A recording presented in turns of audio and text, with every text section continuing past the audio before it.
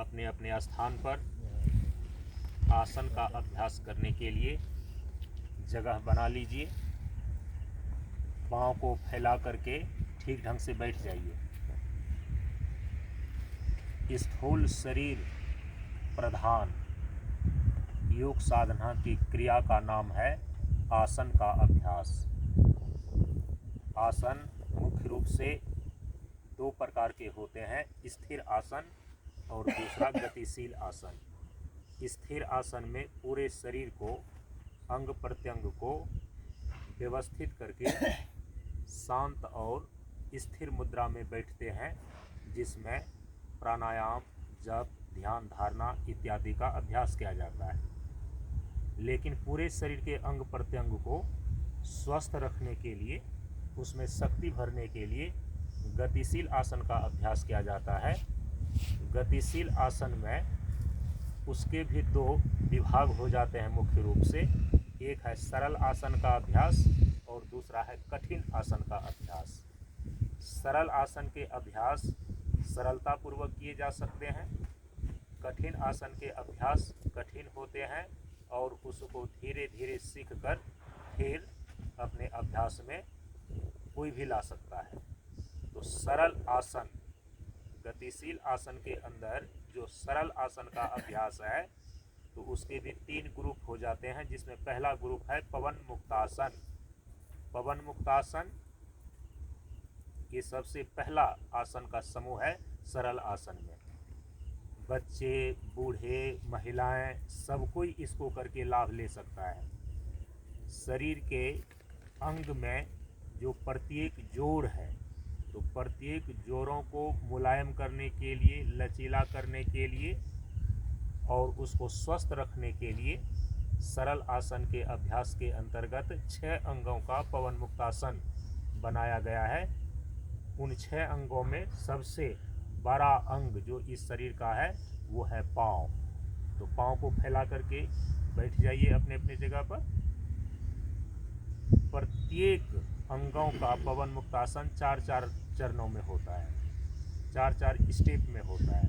उसमें सबसे पहला स्टेप पाँव के पवन मुक्तासन का है कि दोनों पाँव के 10 अंगुल को एक साथ मोड़ना है और खोलना है। शुरू करें।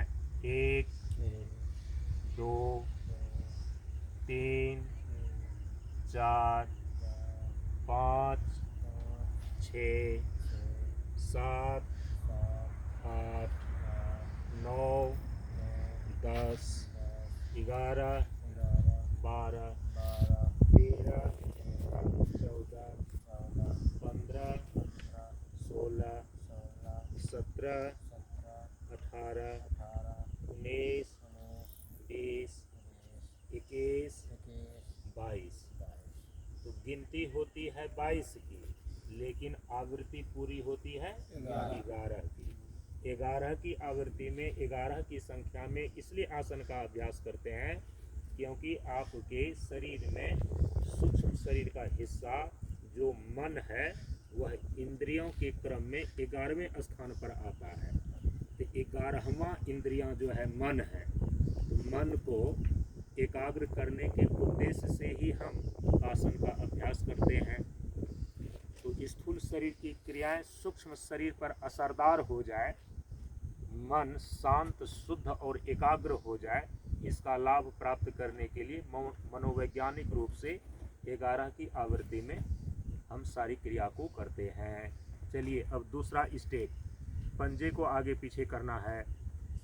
1, 2, 3, 4, 5, 6, 7, 8, 9, 10, 11, 12, 13, 14, 15, 16, 17, 18, 19, 20, 21, 22।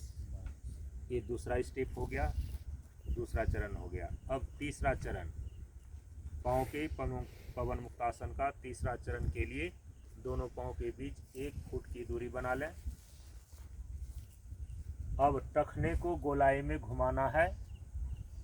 पहले बाहर की ओर से घुमाइए। 1 2 3 4 5 6 7 8 9 10 11। अब उल्टा घुमाइए। 11 10 9 8 7 6 5 4 3 2 1। ये तीसरा स्टेप हो गया। अब चौथा स्टेप, घुटना से पाँव को मोड़ना है और सीधा करना है।